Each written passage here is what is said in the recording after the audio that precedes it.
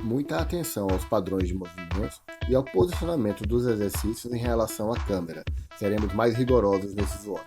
Uma repetição válida precisa ter um salto de média distância e um pouso que executa um agachamento, quebrando a paralela e finalizando com a extensão total de joelho, quadril e tronco.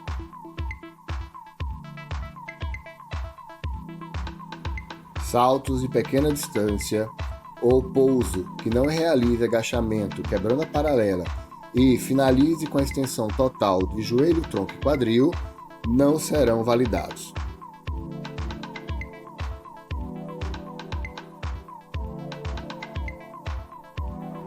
Em handstand holds, realize o shoulder taps alternado.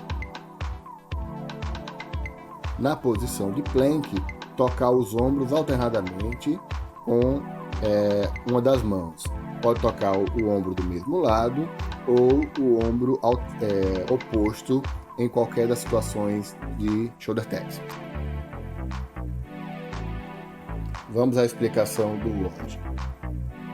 São 7 minutos unwrap de 7 standing broad jump, seguidos de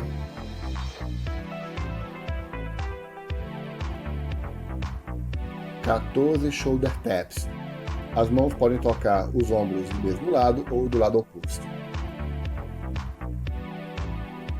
Explicação do WOD 3 scale. São 7 minutos unwrap de 7 standing broad jump, seguidos de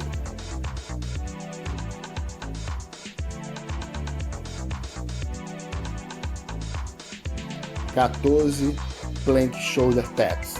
Os shoulder taps podem ser realizados nos ombros do mesmo lado, assim como no lado oposto, alternado.